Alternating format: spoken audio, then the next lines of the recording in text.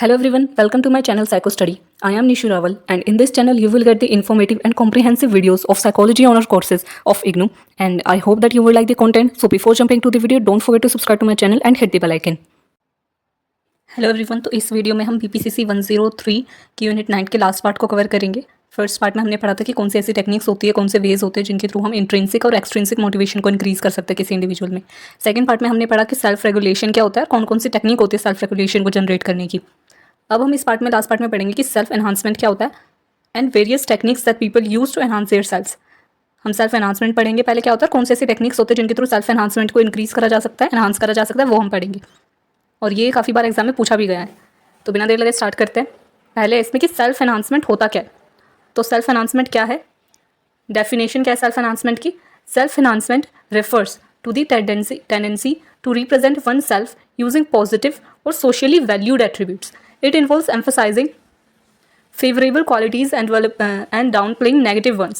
Essentially, it's about maintaining a positive self-image. तो self enhancement होता क्या है कि हमारी एक टेंडेंसी होती है, हमारे बेसिक नेचर होता है, आदत होती है कि हम अपने आप को जो पॉजिटिव और जो सोसाइटी जिन वैल्यूज़ पे चलती है, ठीक है, जिन एट्रीब्यूट्स को मानती है, वैल्यू करती है जिनकी, हम उसी तरीके से खुद को प्रेजेंट करें, ठीक है, अपने पॉजिटिव ही जो एटीट्यूड है हमारा उसी को रखें, उसी तरीके से खुद को प्रेजेंट करें। ये टेंडेंसी होती है ह्यूमन की। इसमें क्या होता है कि हम अपने जो फेवरेबल क्वालिटीज़ होते हैं, ठीक है, जो हमारी अच्छी आदतें, जो हमारी अच्छी क्वालिटीज़ हैं, पॉजिटिव क्वालिटीज़ हैं, एट्रीब्यूट्स हैं हमारे कैरेक्टरिस्टिक के, वो हम लोगों के सामने प्रेजेंट करते हैं। ये टेंडेंसी, इसको हम बोलते हैं सेल्फ एनहांसमेंट। इसको हम लोग बोलते हैं सेल्फ एनहांसमेंट, कि हमारी वो टेंडेंसी जिसके थ्रू कि हम हमेशा अपने पॉजिटिव एटीट्यूड को और सोशली वैल्यू एट्रीब्यूट्स को ही प्रेजेंट करते हैं, वो हो गया सेल्फ एनहांसमेंट। बेशक रियलिटी वो ना हो, बट ये हमारी सोच है, ठीक है, कि हम अपने आप को अच्छे तरीके से ही प्रेजेंट करते हैं कि हम अच्छे हैं। इसका मतलब है कि अपने जो पॉजिटिव सेल्फ इमेज है उसको मेंटेन करके रखना। अब इसकी मोटिवेशन हमें कहाँ से मिलती है।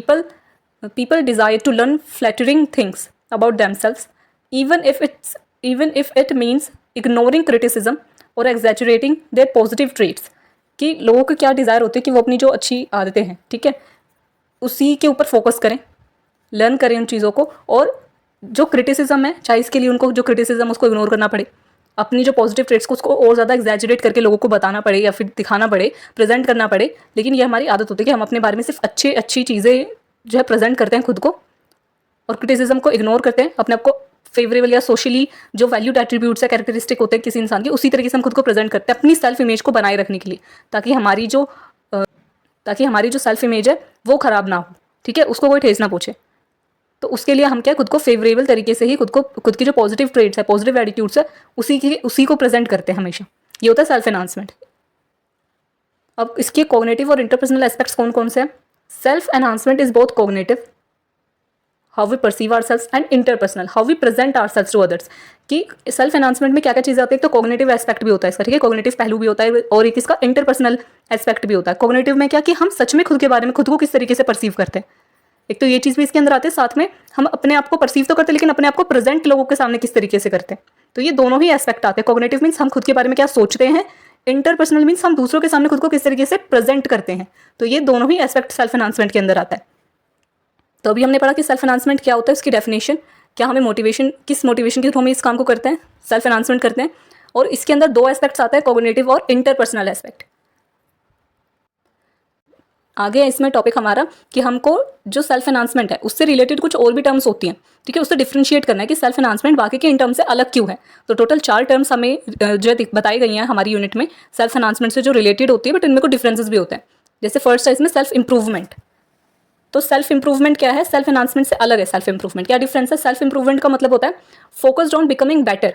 कि सेल्फ इंप्रूवमेंट क्या है कि हम अपने आप को बेटर, अच्छा बनाने में कोशिश करते हैं, बिकमिंग बेटर, कि सच में हमें खुद को अच्छा बनाना है, अपने आप में इंप्रूवमेंट लेकर आनी है, अच्छे पॉजिटिव चेंजेस लेकर के आने सच में, वो हो गया सेल्फ इंप्रूवमेंट। अब सेल्फ एनहांसमेंट क्या होता है, इसके ऑपोजिट, इससे अलग क्या होता है, सेल्फ क्या डिफरेंस है सेल्फ एनहांसमेंट और सेल्फ इंप्रूवमेंट में। कि सेल्फ एनहांसमेंट होता है can be explained as a motive that is focused on perception that one is better which may or may not be compatible with reality. तो self improvement क्या होता है कि आपको सच में अच्छा बनना है। सेल्फ एनहांसमेंट क्या होता है कि अपने आप को इस तरीके, हम सेल्फ एनहांसमेंट को कैसे एक्सप्लेन कर सकते हैं कि हमारा मोटिव है कि हमको ये परसेप्शन बनाना है कि हम बहुत अच्छे हैं, हम बेटर हैं, ये सिर्फ परसेप्शन बनाना है, ठीक है। हो सकता है कि रियलिटी में हम अच्छे नहीं है, बेटर नहीं है, लेकिन परसेप्शन ऐसा होना चाहिए कि हाँ हम बेटर है। जबकि सेल्फ इंप्रूवमेंट में क्या है कि सच में हमें खुद को बेटर बनाने के लिए मेहनत करनी है, सच में बेटर बनाना है। तो वो ये डिफरेंस हो गया सेल्फ इंप्रूवमेंट और सेल्फ एनहांसमेंट में। सेल्फ इंप्रूवमेंट क्या कि खुद को बेटर बनाना है, सेल्फ एनहांसमेंट क्या कि अपनी परसेप्शन ऐसी बनानी है खुद को लेकर के कि हम बेटर हैं। सेकंड क्या टर्म है इसमें, सेल्फ असेसमेंट। फर्स्ट थी सेल्फ इंप्रूवमेंट के साथ हमने रिलेट करा, डिफरेंशिएट करा सेल्फ एनहांसमेंट को। सेकंड है सेल्फ असेसमेंट के साथ हम सेल्फ एनहांसमेंट को डिफरेंशिएट करेंगे। सेल्फ असेसमेंट क्या होता है, AIIMS for an accurate self concept, positive और नेगेटिव। सेल्फ असेसमेंट का मतलब होता है कि अपने आप को असेस करना, अपने आप को मेजर करना और अपने सेल्फ कंसेप्ट को देखना कि हमने खुद के बारे में पूरा इवेल्युएट करा खुद को, और इवेल्युएट करके हमें क्या पता चला खुद के बारे में। ठीक है, तो अब जब हम खुद को इवेल्युएट करें, खुद को जो है खुद की असेसमेंट करें, तो उसमें कुछ पॉजिटिव एस्पेक्ट भी आ सकता है, हमारे नेगेटिव भी आ सकते हैं, है ना। तो पॉजिटिव नेगेटिव कुछ भी हो सकता है सेल्फ असेसमेंट में। लेकिन सेल्फ एनहांसमेंट में क्या होगा, सिर्फ positive perspective about one self, only positive perspective about one self, negative आ ही नहीं सकता। जबकि सेल्फ असेसमेंट जब हम करते हैं तो हमारे बारे में, हम खुद के बारे में कुछ गलत भी बोल सकते हैं कि नहीं यहाँ पर मेरी गलती थी, मैंने ये गलती करी है, या फिर मेरे अंदर ये कमियां हैं। तो पॉजिटिव और नेगेटिव कुछ भी आ सकता है हमारा सेल्फ कंसेप्ट खुद को लेकर के सेल्फ असेसमेंट के टाइम पर। लेकिन सेल्फ एनहांसमेंट में क्या होगा, सेल्फ एनहांसमेंट क्या होता है, इसकी सिर्फ और सिर्फ पॉजिटिव पर्सपेक्टिव ही आएगा हमारा खुद को लेकर के। थर्ड है इसमें related term self verification.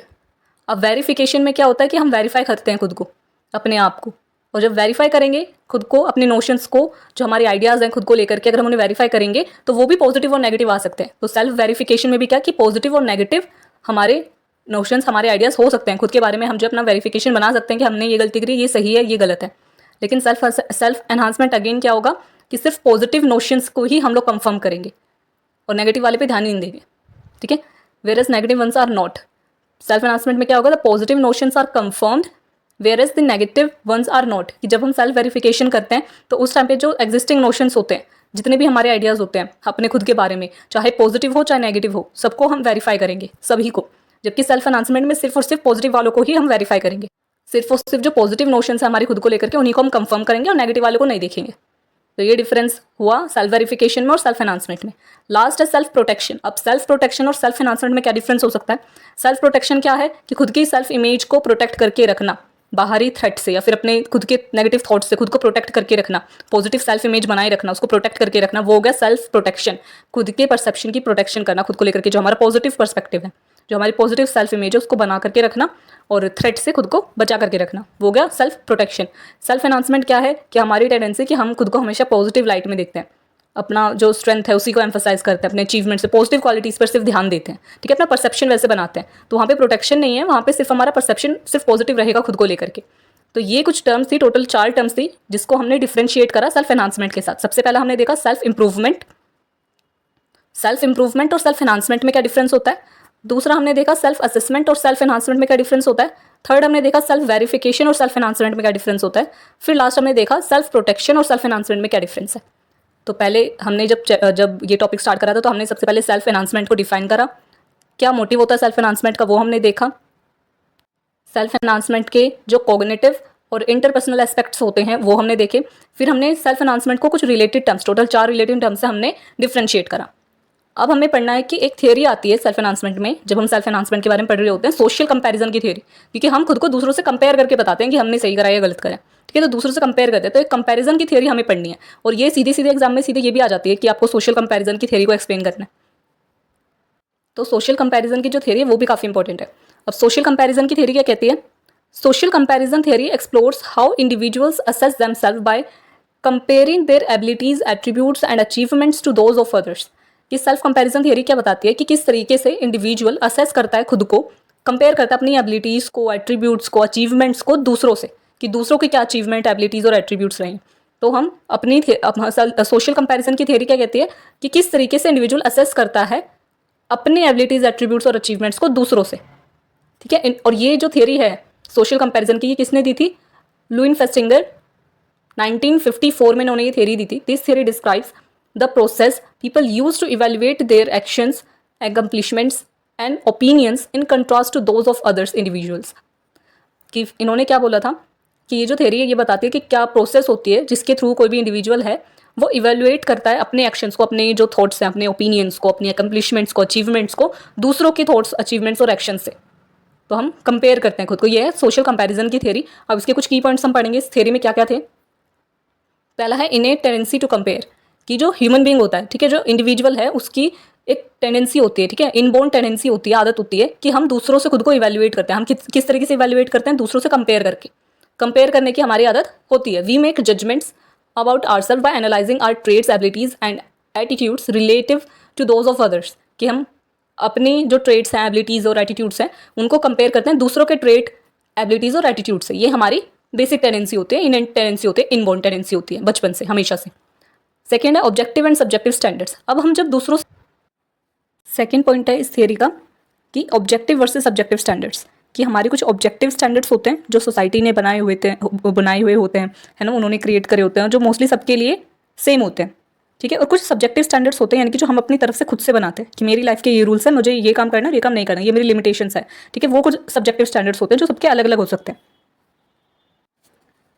Initially individuals evaluate their behaviours using objective standards, कि शुरुआत में जो इंडिविजुअल होता है वो अपने बिहेवियर को कैसे मेजर करता है, कैसे इवेल्युएट करता है, कैसे देखता है कि मैं ये सही था या गलत था, ठीक है, ये बिहेवियर करना चाहिए आगे या फिर नहीं करना चाहिए, कैसे पता करता है, कैसे जज करता है, वो इस चीज़ को इवेल्युएट करता है ऑब्जेक्टिव स्टैंडर्ड से, कि लोगों ने क्या क्राइटेरिया बनाया है, ऑब्जेक्टिव स्टैंडर्ड्स क्या है इस बिहेवियर को लेकर के, ठीक है, दुनिया वालों ने या फिर सोसाइटी ने या फिर पेरेंट्स के नज़र में क्या बिहेवियर मेरा ठीक था या नहीं था, ठीक है। जब हम बच्चे होते हैं, जब जो बच्चे होते हैं जिन्हें नहीं पता होता कि क्या काम करना सही है, क्या काम करना गलत है, तो वो अपने आसपास के जो बड़े होते हैं, ठीक है, उनको देख करके सीखते हैं कि क्या ये, या उनसे पूछ करके सीखते हैं, पता करके सीखते हैं कि ये काम मेरा सही था, ये बिहेवियर ठीक था या नहीं है, ठीक है। तो वो होते हैं ऑब्जेक्टिव स्टैंडर्ड। शुरुआत में हम हर इंडिविजुअल ऑब्जेक्टिव स्टैंडर्ड से खुद को इवेल्युएट करता है अपने बिहेवियर को। However when objective criteria are unavailable they rely on subjective standards, कि जब ऑब्जेक्टिव क्राइटेरिया है ही नहीं, ठीक है, मान लो किसी के पेरेंट्स नहीं है तो जो उसको बता सके कि क्या सही है क्या गलत है, या फिर वो जिस जगह पे रहता है उसके पास कोई नहीं है जिसके थ्रू से पता चले कि ऑब्जेक्टिव क्राइटेरिया क्या है, क्या ऑब्जेक्टिव स्टैंडर्ड है, उसका ये बिहेवियर वो किसी से वो इवेल्युएट नहीं कर पा रहा, ठीक है, या फिर कुछ टास्क ही ऐसा, कोई बिहेवियर ही ऐसा कि उसे पता नहीं चल पा रहा, या कि इसके लिए कोई ऑब्जेक्टिव स्टैंडर्ड है ही नहीं, तो वहाँ पे वो अपने सब्जेक्टिव स्टैंडर्ड्स यूज़ करेगा कि उसके नज़र में क्या सही है, उसको क्या ये काम सही लगता है नहीं करते, उसकी जो वैल्यूज़ उसने क्रिएट करी है। जब हम बड़े हो जाते हैं तो हमारे ऊपर हम खुद से सोच सकते हैं कि क्या ये टास्क सही था या नहीं था, मेरी नज़र में ये बिहेवियर ठीक था या नहीं था, तो वो सब्जेक्टिव स्टैंडर्ड्स हो जाते हैं। तो हम अपने बिहेवियर को या तो ऑब्जेक्टिव स्टैंडर्ड से कंपैरिजन करते हैं उनका, या फिर सब्जेक्टिव स्टैंडर्ड से। तो शुरुआत में हम हमेशा ऑब्जेक्टिव स्टैंडर्ड से कंपेयर करते हैं, फिर आगे चल करके जैसे जैसे हम बड़े होते जाते हैं फिर हम सब्जेक्टिव स्टैंडर्ड्स का यूज़ करने लग जाते हैं। Social comparison provides feedback regarding beliefs and opinions, allowing individuals to modify their behavior to gain appreciation and approval from significant others. तो सोशल कंपैरिजन क्या करता है, हमें कैसे हेल्प करता है? सोशल कंपैरिजन हमें फीडबैक देता है हमारे बिलीव्स को लेकर के, हमारे ओपिनियंस को लेकर के, हमारे बिहेवियर को लेकर के, और हमें मदद भी करता है कि ताकि हमारा कोई बिहेवियर था उसको हम मॉडिफाई कर सके, ताकि हमें अप्रिसिएशन मिले, और हमें जो हमारे सिग्निफिकेंट अदर्स है, ठीक है, जो हमारे फ्रेंड्स हैं, हमारी फैमिली है, जो हमारी सोसाइटी है, ठीक है, जिन लोगों के साथ हम सबसे ज़्यादा रहते हैं, जो हमारे सिग्निफिकेंट, जो हमारे लिए बहुत इंपॉर्टेंट है जो लोग, ठीक है, उनसे हमें अप्रूवल मिल सके, उनसे जो हमें अप्रिसिएशन मिल सके हमारे बिहेवियर को लेकर के। तो ये हमारा सेकंड पॉइंट था objective versus subjective standard social comparison theory का। पहला था इनहेरेंट टेंडेंसी होती है हमारी कंपेयर करने की। अब हम कंपेयर कैसे करते हैं ऑब्जेक्टिव स्टैंडर्ड से और सब्जेक्टिव स्टैंडर्ड से। थर्ड है कि टाइप्स ऑफ सोशल कंपैरिजन, कि क्या कितने टाइप के होते हैं सोशल कंपैरिजन। तो कितने टाइप का होता है सोशल कंपैरिजन?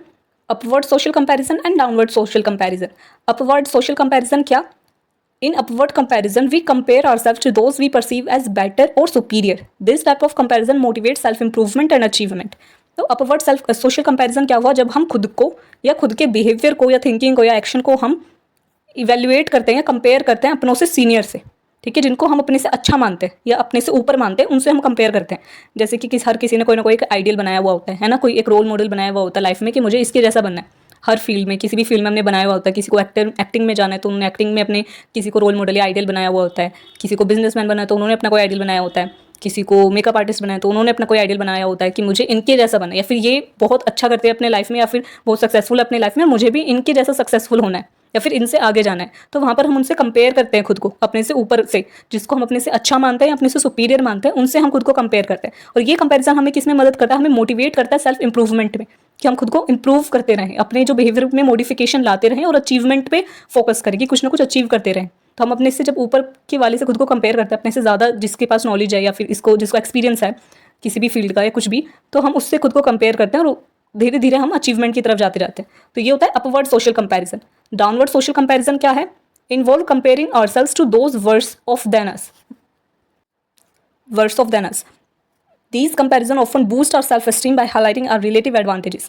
तो डाउनवर्ड सोशल कंपैरिजन क्या है? जब हम अपने से कम किसी को देखते हैं, उससे खुद को कंपेयर करते हैं। जैसे कई लोग होते हैं जिनके पास बहुत कुछ होता है लाइफ में, लेकिन फिर भी वो ऐसे करते हैं कि हमारे पास तो कुछ नहीं है, कुछ नहीं है। तो वो लोग अपने से कम जिसके पास है, जब उसको देखे, उसके साथ खुद को कंपेयर करे और फिर सोचे कि नहीं, इसके पास तो मुझसे भी कम है। लोग कंपैरिजन करते हैं इस तरीके से। अब ये सही है गलत है वो बात की बात है, लेकिन जब हम अपने से कम किसी को देखते हैं कि इसके पास तो कुछ भी नहीं है और हमारे पास तो इतना सब कुछ है, तो हमें एक वर्थी फीलिंग होती है कि चलो हमारी लाइफ में बहुत कुछ अच्छा चल रहा है।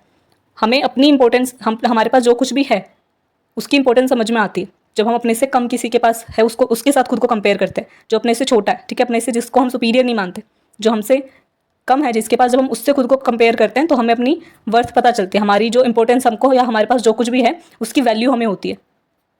तो ये होता है अपवर्ड सोशल कंपैरिजन और downward social comparison.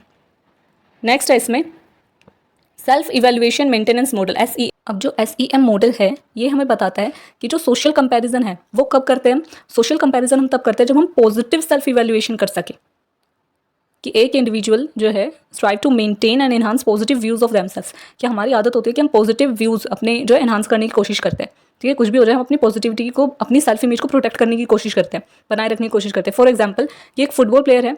A football player may compare skills with a sibling who also plays football. If the sibling excels, the player may engage in reflection rather than direct comparison, benefiting from the sibling's success. के example में क्या है कि एक football player है, वो अपने sibling के साथ, जो कि खुद भी एक फुटबॉल प्लेयर है, यानी कि जो फुटबॉल प्लेयर है उसका जो सिबलिंग है, दोनों आपस में फुटबॉल प्लेयर ही हैं, दोनों अपनी स्किल्स को कंपेयर कर रहे हैं। तो जो फुटबॉल प्लेयर है वो क्या देख रहा है कि उसका जो सिबलिंग है वो एक्सेल कर रहा है फुटबॉल में, ठीक है, उसकी स्किल्स ज़्यादा हैं उससे। तो द प्लेयर में इंगेज इन रिफ्लेक्शन, कि जो वो फुटबॉल प्लेयर होगा वो क्या करेगा, वो देखेगा कि अच्छा ये मेरा भाई ये इतना अच्छा खेल रहा है, तो वो डायरेक्ट कंपैरिजन नहीं करेगा कि अरे ये मुझसे ज़्यादा अच्छा खेल रही है तो आगे निकल गया, ये चीज़ नहीं देखेगा। वो रिफ्लेक्शन करेगा कि मतलब ये मेरा भाई है, ये मेरा कज़न है, मेरा सिबलिंग है और ये ज़्यादा अच्छा परफॉर्म कर रहा है, तो इसमें मेरी जो है बड़ाई है। वो बेनिफिट उठाएगा अपनी सिबलिंग की सक्सेस से, जिससे कि उसकी सेल्फ जो इवैल्यूएशन है, जो उसकी सेल्फ इमेज है वो बनी रहेगी, सेल्फ एनहांसमेंट होगी उसकी, वो अपने आप को नीचे नहीं गिराएगा, उसकी सेल्फ इमेज कम नहीं करेगा वो खुद की सेल्फ इमेज को। तो सेल्फ इवैल्यूएशन मेंटेनेंस मॉडल क्या कह रहा है कि हम अपनी सेल्फ को इवैल्यूएट करते हैं, अपनी सेल्फ इवैल्यूएशन को मेंटेन करके रखते हैं। हम इस तरीके से इवैल्यूएशन करते हैं, कंपैरिजन हम इस तरीके से करते हैं कि हमारी पॉजिटिव ही सेल्फ इवैल्यूएशन हो सके। ज़्यादातर यही होता है हमारे साथ कि हम क्या करते हैं कि हम इस तरीके से कंपैरिजन करते हैं, या फिर हम कंपैरिजन उसी जगह पर करते हैं जहाँ पर हमारी पॉजिटिव सेल्फ इवैल्यूएशन हो सके, कि जब हम इवैल्यूएट करें खुद को, अपने एक्शंस को दूसरों के साथ जब हम कंपेयर करें तो एक पॉजिटिव सेल्फ इवैल्यूएशन हो हमारी। ये है self evaluation maintenance model. Next है इसमें पॉइंट इस थियरी का, comparing with former selfs. Comparing with former selfs, social comparison extends to evaluating our past selves. We reflect on personal growth and achievements, appreciating how far we have come. For example, someone who struggled to find a job years ago and may compare that past self to their successful present self. कि हम अपने ही self से खुद को compare करते हैं। तो अब जो पॉइंट है वो क्या है, कंपेयरिंग विद फॉर्मर सेल्फ, कि हम अपने पास्ट का जो सेल्फ था हमारा, ठीक है, हम अपने पास्ट से प्रेजेंट को कंपेयर करते हैं, कि हम पास्ट में देखते हैं कि हम क्या थे और आज हम क्या हैं, हमने पास्ट में क्या मिस्टेक्स करी थी या क्या स्ट्रगल करा था और आज हम कहाँ पर हैं। इस तरीके से हम खुद को कंपेयर करते हैं। यहाँ पे जो एग्जाम्पल दिया है कि कोई एक पर्सन है, उसने बहुत स्ट्रगल करी थी कुछ साल पहले अपनी जॉब को ढूंढने में, अपने पास्ट में उसने ये सब करा था, और आज वो खुद जब एक सक्सेसफुल उसको जॉब मिल चुकी है, वो काफ़ी सक्सेसफुल अपनी लाइफ में, तो आज वो अपने पास्ट से खुद को कंपेयर कर रहा है कि पास्ट में मैंने कितना स्ट्रगल करा था, कितना जो है खुद को कंपेयर करा, कितना जो है स्ट्रगल करा था जॉब को ढूंढने में, और आज मैं सक्सेसफुल हूँ। तो हम अपने ही आप से खुद को भी कंपेयर करते हैं, अपने पास्ट से प्रेजेंट को कंपेयर करते हैं। लास्ट है इसमें counterfactual thinking. Counterfactual thinking क्या है? This involves considering alternatives scenarios counter to the fact instead of what actually happen. तो काउंटर फैक्चुअल थिंकिंग में क्या है कि हम अपनी थिंकिंग से खुद को कंपेयर करते हैं। अभी तक हमने जो कंपैरिजन करा, या तो हम दूसरे लोगों से कंपेयर करते थे, वो भी सच्चाई थी, या तो हम अपने पास्ट से खुद को कंपेयर करते थे, वो भी फैक्ट था। यहाँ पे क्या है कि हम काउंटर फैक्चुअल थिंकिंग करते हैं, कि जो फैक्ट को काउंटर करें, कि रियलिटी में जो ना हुआ है हम उससे कंपेयर कर रहे हैं कि किसी पर्सन को, ठीक है, जैसे यहाँ पे एग्जाम्पल दिए, for instance a person receiving a consolation prize might think that they could receive no prize at all, while someone winning second place might regret not winning first। कि हम लोग क्या कंपेयर करते हैं कि जो फर्स्ट नहीं आया, किसी पर्सन को सेकंड प्राइज मिला, तो वो क्या सोचेगा, अरे काश मुझे फर्स्ट मिला होता, या फिर वो रिग्रेट करेगा कि काश मुझे फर्स्ट प्राइज मिला होता तो ये होता ऐसे करता, मैं इतना खुश होता। तो वो ऐसी थिंकिंग है जो कि रियलिटी नहीं है, वो फैक्ट नहीं है। वो उस थिंकिंग से खुद को कंपेयर कर रहा है कि अगर मैं फर्स्ट आया हुआ होता या मैंने फर्स्ट प्राइज जीता होता तो क्या होता। तो वो उस एक्शन को अपने प्रेजेंट से कंपेयर करने की कोशिश कर रहा है, एक काउंटर फैक्चुअल थिंकिंग कर रहा है, अपने प्रेजेंट में नहीं है, और इस वजह से वो दुखी हो रहा है या खुश हो रहा है, कुछ भी हो सकता है। तो काउंटर फैक्चुअल थिंकिंग में क्या होता है कि हम अपने अल्टरनेटिव सिनेरियोज, जो कि सच में रियलिटी है भी नहीं, उससे कंपेयर करते हैं। तो ये थी हमारी सोशल कंपैरिजन की थियरी। हमने सेल्फ एनहांसमेंट पढ़ा, उसकी डेफिनेशन पढ़ी, और कैसे मोटिवेट होते हैं हम सेल्फ को एनहांस करने के लिए वो हमने पढ़ा। उसके जो कॉग्निटिव और इंटरपर्सनल एस्पेक्ट है हमने सेल्फ एनहांसमेंट के वो पढ़े। सोशल कंपैरिजन की थियरी हमने पढ़ी। तो यहाँ पे कुछ मेन, एक बार हम दोबारा से रिवाइज करते हैं कि हमने जो सोशल कंपैरिजन की थ्योरी पढ़ी उसके कौन से मेन की पॉइंट्स है। पहला था इनहेरेंट टेंडेंसी होती है हमारी कंपेयर करने की, कि हमारी इनबोर्न बचपन से हमारी आदत होती है कि हम दूसरों से खुद को कंपेयर करते हैं। सेकंड पॉइंट है इसमें कि जब हम कंपेयर करते हैं तो हमारे पास ऑब्जेक्टिव स्टैंडर्ड्स होते हैं और सब्जेक्टिव स्टैंडर्ड्स होते हैं। थर्ड पॉइंट था इसका कि हमारी जो टाइप्स ऑफ सोशल कंपैरिजन होते हैं, दो टाइप्स के सोशल कंपैरिजन हम करते हैं, या तो अपने से ऊपर वाले से हम कंपैरिजन करते हैं अपवर्ड सोशल कंपैरिजन, या फिर अपने से नीचे वाले से हम कंपैरिजन करते हैं डाउनवर्ड सोशल कंपैरिजन। नेक्स्ट इसमें पॉइंट था कि सेल्फ इवैल्यूएशन मेंटेनेंस मॉडल होता है, SEM मॉडल, वो हमने पढ़ा। फिर कंपेयरिंग विद फॉर्मर सेल्फ, कि हम अपने पास्ट के सेल्फ से ही खुद को कंपेयर करते हैं, यानी कि खुद से ही खुद को कंपेयर करते हैं बट अपने पास्ट से। फिर हमने काउंटर फैक्चुअल थिंकिंग पढ़ी कि काउंटर फैक्चुअल थिंकिंग क्या होती है, कि जो हमारी फैक्ट को काउंटर करे, ऐसी थिंकिंग हम सोचने लगते हैं कि अच्छा काश मैं फर्स्ट आया होता, अभी तो मैं सेकंड, अगर फर्स्ट आया होता तो क्या क्या होता मेरी लाइफ में। वो होती है काउंटर फैक्चुअल थिंकिंग, जो फैक्ट नहीं, जो रियलिटी में नहीं हो रहा है उसको हम सोच रहे हैं, अल्टरनेटिव सिनेरियो सोचते जा रहे हैं हम खुद को लेकर के। अब हम पढ़ेंगे there are various techniques that people use to enhance their self. कौन कौन सी टेक्निक्स होती है सेल्फ को एनहांस करने की। फर्स्ट है इसमें बायस्ड हाइपोथेसिस टेस्टिंग। टोटल 5 है, इसमें 5 टेक्निक्स बताई गई हैं। फर्स्ट है बायस्ड हाइपोथेसिस टेस्टिंग। इसमें क्या है, instead of asking neutral questions people tend to frame questions in a way that boost their positive self protection. कि हम डायरेक्ट क्वेश्चन ना करके, न्यूट्रल क्वेश्चन ना करके, इस तरीके से क्वेश्चन को फ्रेम करें, क्वेश्चन इस तरीके से पूछे खुद से कि हमारी पॉजिटिव सेल्फ परसेप्शन बने। For example, instead of asking will I do badly in the exam, a student might ask will I get good percentage in the exam. कि हम ये पूछकर ये ना पूछें कि क्या मैं बहुत बुरा तो नहीं करूँगी एग्जाम में, तो मैं फेल तो नहीं हो जाऊँगी, ये इस तरीके के क्वेश्चन खुद से ना करें, बल्कि क्या पूछें कि क्या कि मेरी कितनी परसेंटेज आएगी, क्या मेरी अच्छी परसेंटेज आएगी नहीं आएगी। हम सिर्फ अच्छा सोच रहे हैं कि हमारी अच्छी परसेंटेज आएगी नहीं आएगी, हम फेल के बारे में सोच ही नहीं रहे। तो हमें एक बायस्ड हाइपोथेसिस रखनी है खुद को लेकर के, हमें न्यूट्रल क्वेश्चंस ना पूछ करके इस तरीके से क्वेश्चन फ्रेम करने हैं, खुद से भी इस तरीके के सवाल पूछने हैं कि हमारी पॉजिटिव सेल्फ परसेप्शन बने सिर्फ। ये हो गया बायस्ड हाइपोथेसिस टेस्टिंग। सेकंड है breath of categorization. Breath of categorization में क्या है, people categorize their success and failures differently. कि हम लोग अपनी सक्सेस की और फेलियर की जो कैटेगरी है वो हम अलग अलग बनाते हैं, अलग अलग तरीके से मानते हैं कि क्या सक्सेस है और क्या फेलियर है। For example, an employee who receives a high performance rating might attribute it to their hard work and dedication. In contrast, an employee with lower rating might see it as a failing slightly short of their target. कि हमने जो category बनाई अपनी success की failure की वो अलग अलग रखी होती है। जैसे कि एक एम्प्लॉय है जिसको हाई परफॉर्मेंस रेटिंग मिली है, ठीक है, एक एम्प्लॉय है जिसको हाई परफॉर्मेंस रेटिंग जैसे मिली है, तो उसने क्या बोला कि वो क्यों सक्सेसफुल हुआ है। उसने अपनी सक्सेसफुल की कैटेगरी बताई कि उसने जो है हार्डवर्क करा, उसने बहुत डेडिकेशन करी, बहुत डेडिकेशन थी उसकी, बहुत ज़्यादा हार्डवर्क, बहुत ज़्यादा मेहनत लगी उसकी, इस वजह से उसको ये उसकी वजह से उसे ये हाई परफॉर्मेंस रेटिंग मिली है। वहीं पे एक दूसरा एम्प्लॉय है जिसको लो परफॉर्मेंस रेटिंग मिली है, ठीक है, लो रेटिंग मिली है, तो वो क्या सोचेगा कि वो स्लाइटली रह गया, ठीक है, जो उसका टारगेट था उससे थोड़ा सा पीछे रह गया, वो हारा नहीं है। उसने अपनी जो फेलियर की जो कैटेगरी है वो ये नहीं बनाई है कि नहीं मैं तो हार ही गया, मेरे को तो ज़रा सा कुछ कम मिल गया, मैं सेकंड आ गया तो ये तो मेरी हार हो गई, नहीं। तो हमने अपने सक्सेस के फेलियर की जो कैटेगरी है वो सही बनानी है, अलग अलग बनानी है कि अच्छा मैं फर्स्ट आया हूँ या मेरे को कुछ अच्छा इनाम मिला है तो वो मेरी मेहनत की वजह से, मेरी डेडिकेशन की वजह से मिला है। और अगर कुछ कम मिला है, फेलियर की जो कैटेगरी बनाई है वो क्या बनाई है कि हाँ मैं ज़रा सा रह गया, मेरे को और मेहनत करनी है नेक्स्ट टाइम पर। यह है ब्रेथ ऑफ कैटेगराइजेशन कि हमें कैटेगरी किस तरीके से बनानी है। थर्ड है self serving bias. Self serving bias क्या है, when we succeed we credit internal factors our abilities efforts, when we fail we blame external factors. Example, if someone win a race they might say I trained hard, but if they lose they might say the weather was bad.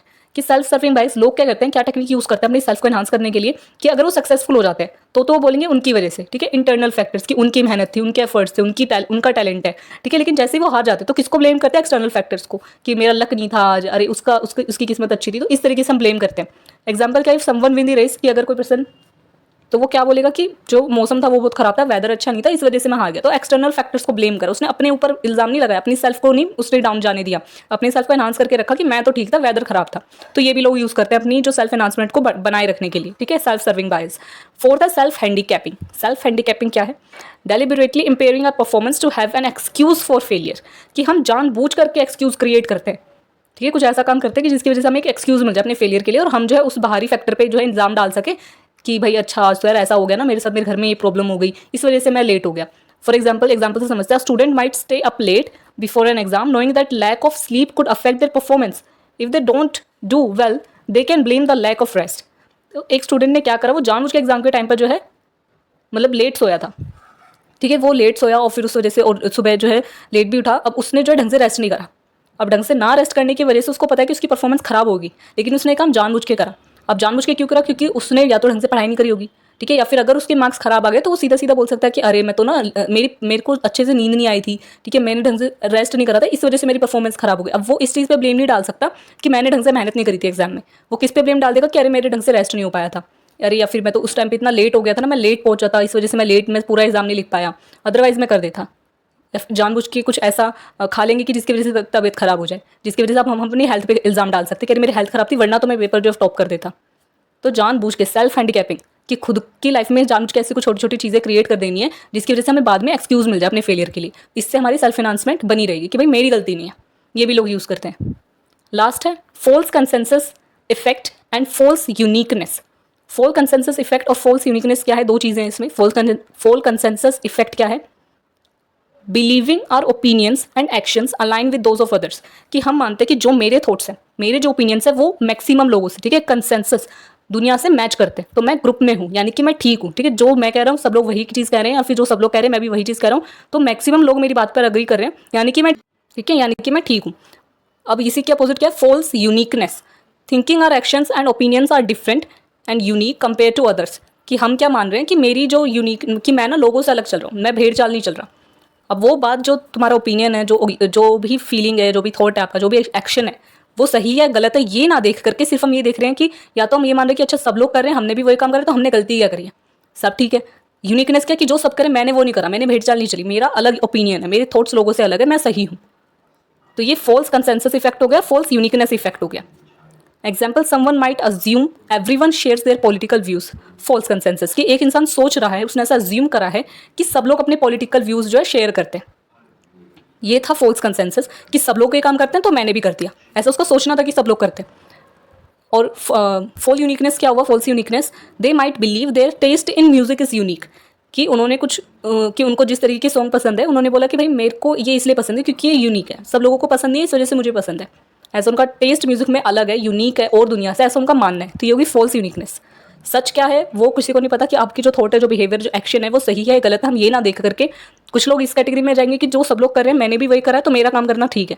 कुछ लोग ये मानेंगे कि अरे मैं तो सब लोगों से अलग हूँ ना, मेरा सोचना अलग है, मेरा टेस्ट अलग है, मेरी थिंकिंग यूनिक है, इस वजह से मैं ठीक हूँ। तो इस तरीके से हम अपनी सेल्फ को मेंटेन करके रखते हैं, फिर अपनी सेल्फ को एनहांस करके रखते हैं। ये टेक्निक्स कई लोग यूज़ करते हैं। ये ठीक है, नहीं है, सही है, गलत है, वो बात अलग है, लेकिन लोग इन टेक्निक को यूज़ करते हैं। पहले क्या टेक्निक थी? Biased hypothesis testing, biased hypothesis testing. Second थी ब्रेथ ऑफ कैटेगराइजेशन। थर्ड थी self serving bias. Fourth self handicapping. Last थी false consensus effect and false uniqueness. तो इसी के साथ हमारा जो ये चैप्टर है, चैप्टर 9 मोटिवेशन, ये यहीं पर खत्म होता है। हमने सारे इसके टॉपिक्स कवर करे हैं और इस चैप्टर से मोटिवेशन की डेफिनेशन, टाइप्स ऑफ मोटिवेशन और थ्योरीज ऑफ मोटिवेशन काफ़ी आते हैं एग्जाम में, और ये तीनों टॉपिक भी काफ़ी आते हैं। तो ये पूरा चैप्टर अच्छे से करके जाना है। 10 मार्क का क्वेश्चन इसमें से आएगा जरूर। तो ये इजी भी है और 101 में भी सेम चैप्टर है। तो आप एक चैप्टर करते हो तो आपके दोनों बुक्स के दो चैप्टर कंप्लीट हो जाएंगे, मतलब एक चैप्टर दोनों का कंप्लीट हो जाएगा एक ही चैप्टर पढ़ करके। तो ये काफ़ी इंपॉर्टेंट है। आई होप कि आपको सारी चीज़ें समझ में आई हो। अगर कोई भी इससे रिलेटेड क्वेरी होती है आप कमेंट सेक्शन में लिख करके बता सकते हैं। और ये वाली जो PDF है इसका भी लिंक मैं जो है टेलीग्राम पर अपलोड कर दूँगी, तो जिसको ये वाले नोट्स चाहिए वो टेलीग्राम पर जाकर के देख सकता है। और भी नोट्स उधर अवेलेबल है।